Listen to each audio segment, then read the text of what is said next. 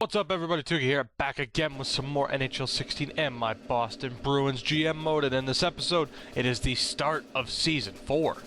I can't wait for this, guys. We obviously made a lot of changes in the last episode. Out with the old, in with the new. We have two new great, or I hope that they are great offensive additions to this club. We had to give up a lot to get them, particularly in terms of draft picks, but I really think it's going to pay off. Artemi Panarin, probably the best offensive player we've had so far, and hopefully he can continue that. Hopefully he wasn't just boosted up by Taves or Kane in Chicago. Matt Zuccarello as well. We have the youth line on the third line. I'm really hoping for a big season from them. And then the grind line, whether or not we stick with that kind of depends. I'm really nervous about these bottom two lines. That bottom six isn't the strongest, but it has a lot of potential. And then, of course, defensively, it's amazing. I love our defensive core. Hedman, Krug, Morrow, Hamonic, Arneson. With Demers, again, it'll be Jason Demers last season here as well. So hopefully he can contribute in a big way. And, of course, it's Tuukka Rask and Malcolm Subban in nets. Of course, we are rolling with Rask. Whether or not we trade him down the line is yet to be seen. It's certainly the plan. It's just, well, it is. It's just when are we going to trade Tuukka Rask? But let's start this season. Let's get going with this sim and see what happens. Again, we're rolling with Rask. We're going to give him all 4 of these games. If he struggles a little bit, we'll go with Subban in the second and third week of the season. But we start off with a nice shootout win against Chicago. Can we beat Buffalo? We do 4-0. That's what I'm talking about. It's 8. I mean, look, yeah, and that's not too good. That's not too good. Damn it. I was just about to say it's looking good. We got 7 goals in our first 2 games, and then it kind of goes downhill a little bit. So a 2-2 start to the season, and we might as well keep going. Let's let Rask go up until the Minnesota game here, and we'll roll with Malcolm Subban at that point. Still can't believe his potential turned into a franchise goalie. Zachary Senshin gets hurt. We'll just have the coach take care of that. And this 3-1 win over the Rangers. Another 3-1 win against Detroit. Goal scoring so far, with the exception of the Tampa game, doesn't seem to be the problem, and it's a 4-2 win against the Flyers. We are off to a great fucking start at this point. Apparently the draft's going to be a bit weaker than normal. Who the hell cares? The draft's been weak since Season 2, and I tried telling you guys that, and you've really seen that. But actually, fuck it, we're already here. Let's take a look. Panarin, 5 points so far, not amazing. Bergeron with 6, 5 assists so far for Pasta, and that's what we're expecting from him. Marchand, no goals. That's certainly concerning. Zarnik, though, 5. And then Zuccarello, 2 and 3. I'm a little bit worried about Marchand. He needs some goals. He only does have 4-star shooting, but he really needs goals for us. But you will notice Jake DeBrusk already up an overall point. How's he doing so far this season? 2 goals, 2 assists. Not too bad. 2 and 2 for Spears, 1 and 3 for Ho-Sang. So not a bad start a couple of weeks into the Subban. Actually, Malcolm Subban is already in. Pardon me, Malcolm Subban. I should have double-checked. But Subban plays the first 7 games and gets us 5 wins. So let's bring in Rask here, and maybe we will roll with Subban here as our main guy. 5 wins out of his first 7 games isn't too bad. Let's see if Rask can get the win against Minnie. He can't, so fuck it. We will put Malcolm Subban back in. Why the hell not? Again, it's the plan to have him be our starter in the first place. And of course, if we look to make a playoff push, trade Rask away and get that next big guy that we need. Of course, the problem is we're a little bit close to the cap right now, but obviously with Rask having a $7 million hit once we trade him, we will be in much better shape. So a 5-3 record so far. Let's give Subban at least the next 3 games. Don't have too many back-to-backs to worry about. We lose 4-1. Again, Zachary Senshin back in the lineup. We'll just go best lines in Providence. It's a shootout loss to Minnesota, so 2 losses to the Wild. And the Winnipeg Jets are offering us Ryan Spooner for a 2nd-round pick. I'm afraid I'm going to have to decline there. Can we get the win against Florida? We can't. We're struggling. So let's take a quick look now at the lineup and see if there's any changes we can make. This isn't good enough. Now, aside from the goal-scoring problem, I think, only 1 goal in our last 4 games, I think I found the problem defensively. That is, Morrow and Hamonic do not work well together at all. A -10 combined, so we're going to change this up and drop Joe Morrow. Should we drop Joe Morrow? Two-way. Who's doing better? Jason Demers? No, we'll go with Jason Demers. Although I do want to keep that. You know, no, fuck it. We'll drop that. And that way we have lefty-righty. Lefty-righty. Okay, that works out perfectly. We're just going to stick with that for now. Marchand still doesn't have a goal on the fourth line. It's just all minus players at this point. We'll give them a couple more games, a couple of more chances just to see what they can do. Tuukka Rask is back in the net, if I remember right. But here we go, a big game against Ottawa, and there's a 6-1 win. Much better. Winnipeg really wants to trade us Ryan Spooner. That's not happening. You're stuck with him now. And there we go. 3 goals against, but we get 11 in 2 games. Much better. Let's just roll and keep Rask in the net as we hit the Western road trip, or continue the Western road trip. A nice 2-1 win against Dallas. Get back into the sim after the scouting game against Calgary. They're 3-14. Holy shit. And there we go. We're on a hell of a winning streak so far. That's 5 in a row. Look at the amount of goals we are putting up. Can it simply be because we changed up the defense? Or is it Rask? And look, even the Providence Bruins, 11-5-1, are doing amazing. But a 5-game winning streak. 6 goals, 5 goals, only 2. But then 7-3. 10-2. We outscored Calgary and Vancouver. Calgary 4-14. Vancouver not that much better, but wow, the Calgary Flames, oh my good, I'm leaving that in. The Calgary Flames are terrible. Problem is, I'm still pretty damn sick, which sucks because Christmas is coming up and all that. So if I slur and stutter and and shit like that, excuse me for now. But let's get back into this. We're almost through the month of November already. And we will just go up until this second Colorado game. They're 4-12. They're terrible. Playing San Jose, they're a good team, and we get a 3-1 win. 6-game winning streak rolling now. Can we beat the Blackhawks again? We're going to have to find out in a minute. Again, we'll just go best lines. Who cares? Can we get another win against Chicago? We do. 2-1. The winning streak continues. Colorado again. They're 6-13, and Colorado ends the winning streak. Moving on, can we salvage a win against Ottawa? And we do. So not too bad. The month of November starts off with a loss.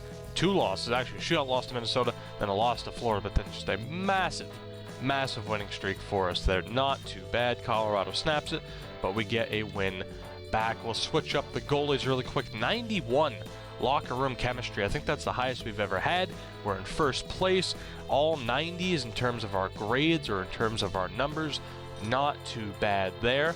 But quickly, let's take a look over at goalies. So Tuukka Rask, not too bad thus far. 10 games, 8 wins. Subban, 10 games, 5 wins.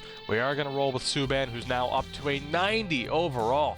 He continues to grow. 90 overall at 24 years old. What a fucking beast, man.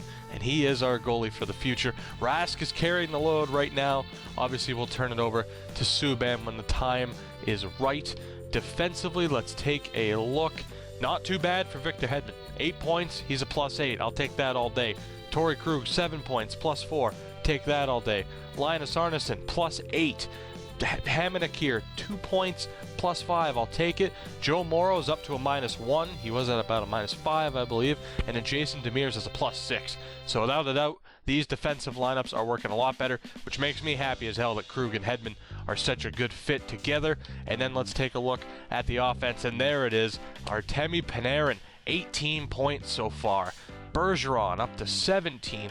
David Pastrnak is a dish machine. He is the reverse Brandon Peary. 1 goal, 14 assists. Second line, Brad Marchand, still not quite where we'd want him. Only 2 goals.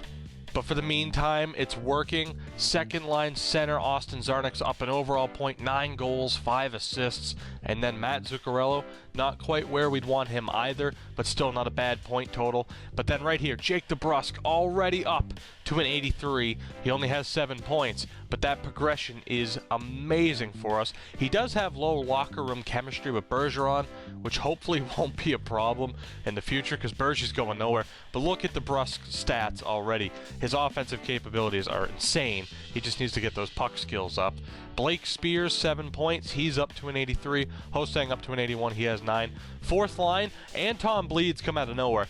I believe he had 1 goal and was a -3 or 4 the last time I looked. I can't exactly remember, but he certainly didn't have those stats. So Bleeds come out of nowhere, threatened to pull him out of the lineup. He has 6 goals. That's fucking awesome for a fourth-line physical player. He's a +4. Michael Chaput's up to an 83. He has 8 points. He was a -1 last time out. Tyler Randall has 6 assists. I can't say that. I always feel like I stutter on that. But still, he's up an overall point. 3 or a +3. Unbelievable. Even the fourth line is getting it together right now. I'm so happy with that fourth line. They were not supposed to do that well. They weren't doing that well. I was really considering pulling them, but just they're doing amazing. We get the win against Colorado, so let's roll with Malcolm Subban. We're going to go through the month of December and up to the All-Star break in January. But here we go. We'll give Subban this game and then roll with Rask for the Buffalo game. Can Subban get us back-to-back wins? I don't give a damn about RFAs. Anthony Kamara, welcome back. Providence could use you. And we get a shootout win against Tampa. 3 straight shootout wins. That's unheard of. For a Bruins fan in real life, that's fucking unheard of. Let's get back into it now. And again, I'm digging this, guys. The fourth line's really rolling. We have 2 amazing goalies, a great defensive core. I might be getting ahead of myself. This team might be able to make a run. We will roll with Rask up until the Calgary game. They are still shit. We get a 2-1 win against the Sabres. Back-to-back games against the Penguins, 5-0 to start, and then a 4-2 loss at home. Not too bad to lose to Pittsburgh. It is pretty bad to lose to Columbus. We'll have the Calgary game up next. We won't take a look at the stats again until the end of this episode, although you might notice if someone's gone up an overall point or not. If you pause, I'm not going to bother to take a look. Unfortunately, Malcolm Subban's dropped back down to an 89. That's a little bit of a kick in the balls, but that is okay. Can Subban get the win here? He does, so we will roll with him until the Toronto game, and then we'll see what Tuukka Rask can do against our divisional rival. Game against Anaheim, they're a strong team, and we beat them 4-2. That's a big win for us. Florida, it's a shootout win. We continue to roll. 28-1 record. I can't believe how well this team is doing. God damn it, Winnipeg, we are not taking Ryan Spooner. Piss off.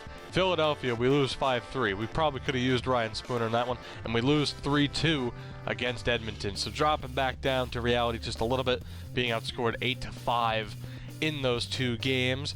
A little bit disappointing. It's kind of ridiculous though. We're losing locker room chemistry just for 2 losses. I think that's it's a little bit ridiculous. I did notice that Zarnik actually dropped back down to an 83. That's disappointing. But here we go. Toronto, they're a terrible team.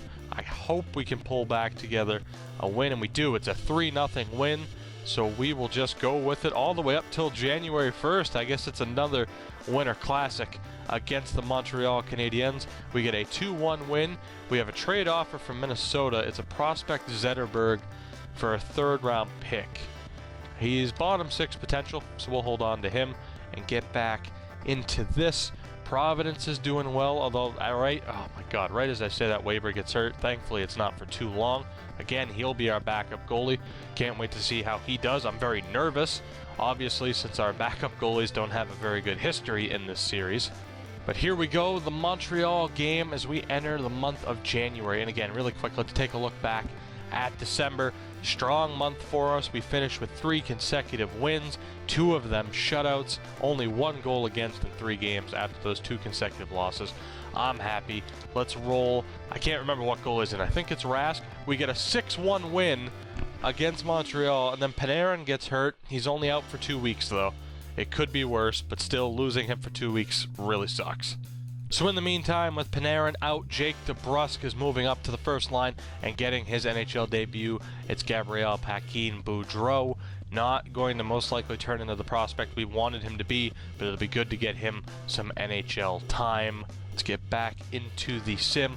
But again, a big 6-1 victory against Montreal, 24-10-1 record. Can Rask get us another win against the Florida Panthers? That is very odd and very, very glitched. But that's okay. I don't expect anything less from EA. Panarin is ready to go. No, we're not taking Ryan Spooner. Although it did say, Jesus Christ, EA, what is going on with your shit here? It did say he wasn't going to be healthy until the 17th.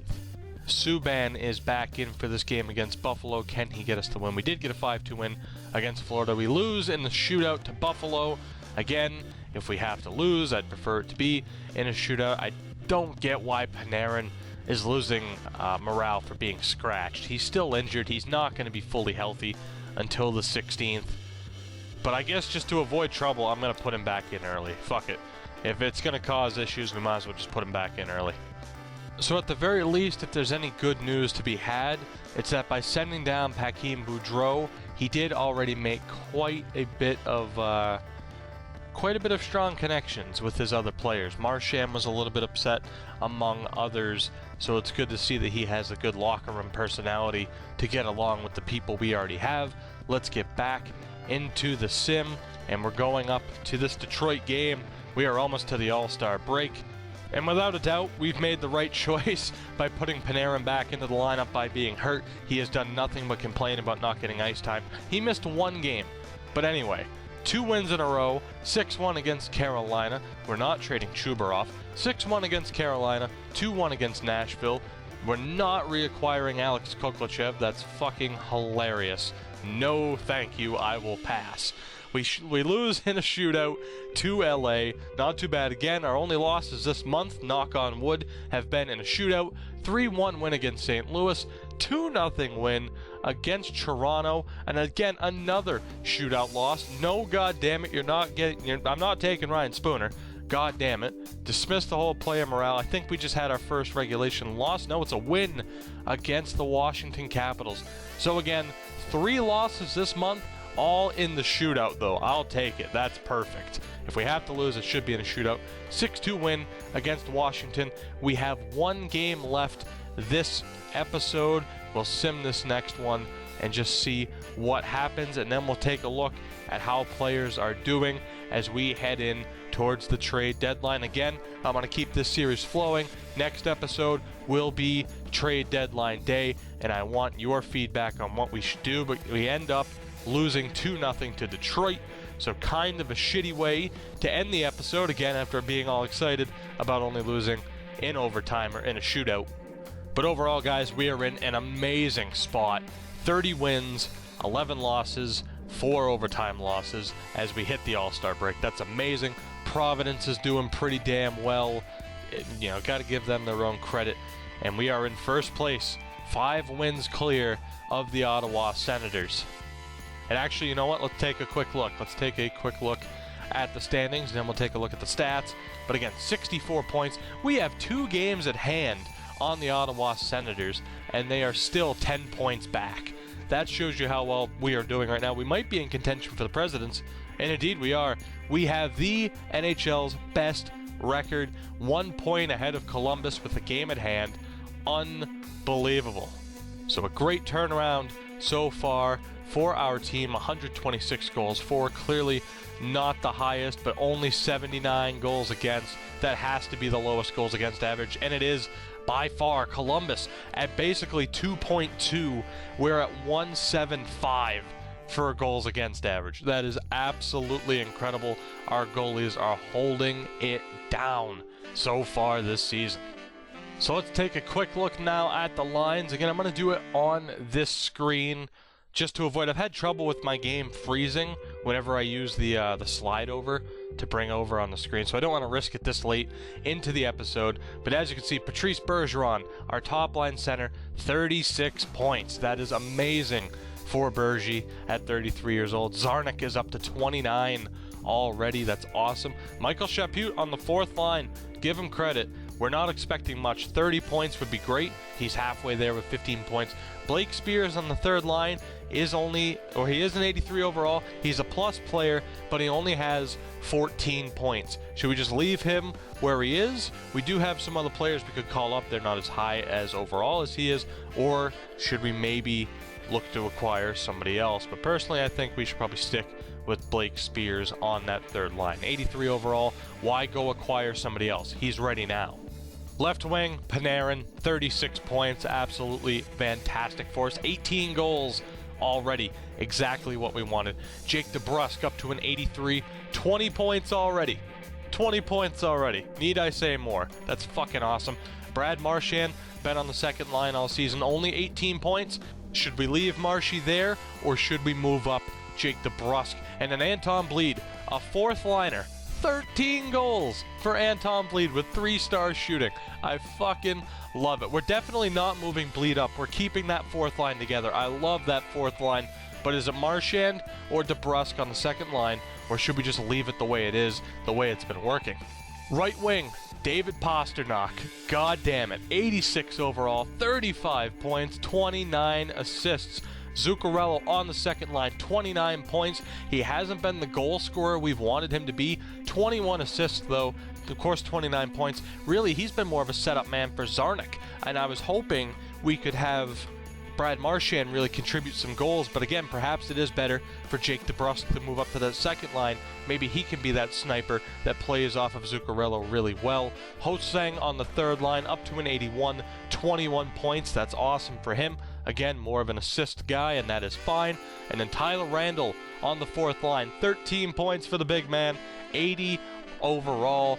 Fucking loving that this fourth line's contributing. I wanted to stand by them, and it's working out so well for us. By the way, plus 21 for David Pastrnak. That's fucking incredible. Looking at the defense as well, 23 points apiece for Hedman and Krug. Are you kidding me? Look at this, plus 24 for Hedman, plus 20 for Torrey Krug. I probably should have had them as a pairing last season. They are just ripping people apart. I fucking love it. Jason Demers, aside from those two guys, our defensemen really aren't contributing, but look at the plus minus. That's what's important to me. 6 points for Demers. He's a plus 8. Again, it's probably going to be his last season here because of our prospects coming up, and he's a UFA, but he's doing great for us so far this season. Travis Hamonic is a plus 9. Morrow is a plus 4. You kind of expect a little bit of offense out of him, but that's fine. And then Linus Arneson, you can take a look at his stats. He is a pure shutdown defenseman. He's a plus 9 as well. Fucking awesome for our guys so far this season. And then goaltending. Goaltending. Right now, Tuukka Rask, 26 games, a 1.46 goals against average, 20 wins, 4 losses, 2 shootout losses. An incredible record. A 950 save percentage. Guys, if you're a little bit, if you're new to hockey, if you're younger, or if you just really haven't looked up stats, look up just how fucking crazy a 950 save percentage is. That's superhuman. He is a goddamn cyborg. I just love it, though. Absolutely love it. 4 shutouts for Rask so far. And then Malcolm Subban. Again, not to say anything bad about Malcolm Subban. He's still a 90 overall, a 194 goals against. The record's a little bit meh, but a 934 save percentage and 2 shutouts. We easily have the 2 best goalies in the league, or at least they're very damn close. But you can see why I'm so hesitant to trade Rask. He's fucking incredible. He's still 31 years old. Maybe we hold on to him. I know Subban's ready, but this tandem, guys, I don't know if I can give up this tandem. But really quick, too, we'll just take a look at the entire league to see where these guys stand. The goals against average has to be in Tuukka's favor, and it absolutely is. And this is unheard of. This is unheard of. You'll always have people with very few starts that have lower goals against averages than true starters. Not Rask. He legitimately has the lowest goals against average, and it's by a hell of a lot, but beating Michael Hutchinson easily. He doesn't have the most wins. It looks like it's going to be Sergei Bobrovsky. No, it's not. It's John Gibson at 27, but clearly he's played 41 games. Rask only at 26. We'll take a look at the save percentage. It's Rask by a mile. Malcolm Subban's on the list as well. I actually didn't even look to see where Subban was on the goals against average. I'm just so happy with Rask. And there you see Subban's right there too. So regardless of who we go with, they're amazing, and I absolutely love it. We won't take a look at defensemen or just pure defensemen. Actually, no, we might as well see where Hedman and Krug stand up. They're probably right around there, and actually they're not. But it's interesting to see. And Ghost is up there with 25 points. He's an 87 overall. That'd be really cool to pick up Goddess Beer, but I will not. We don't necessarily need him. We'll just take a look now at everyone as a whole. That's all I wanted to do and freak out about goalies a little bit. Sidney Crosby is up to 62 points already. That's fucking unreal. So it made me feel pretty good about Panarin having 36 points. Crosby's up to 62. Fucking insane. Malkin, Tavares is there as well. Matthew Perreault is having the season of a lifetime. But plus minus is where I'm really interested. Do we have the highest? We don't. Victor Hedman is 2 points behind Stefan Matteau. But you get the point, guys. Right now we are on an incredible run. Do we just stick with the formula heading into the trade deadline? Do we hold on to Rask? What do we do with this team? Do we add to it? My 2 cents, we hold on to both goalies. Could we potentially have better players on this team? Could we acquire better players? Sure. Even if we just trade prospects, we could get better players, but that means somebody sits. And right now, I don't think anyone deserves to sit. Maybe Brad Marchand. He's not doing that amazing. But again, I don't want to trade a roster player and have it mess with the morale. But that is it for this episode, guys. You know what to do at this point. Leave your feedback down below. If you've enjoyed the video, leave a like, subscribe for more, and I will see you all next time as we hit the trade deadline. Season 4 is looking like it could be something really special.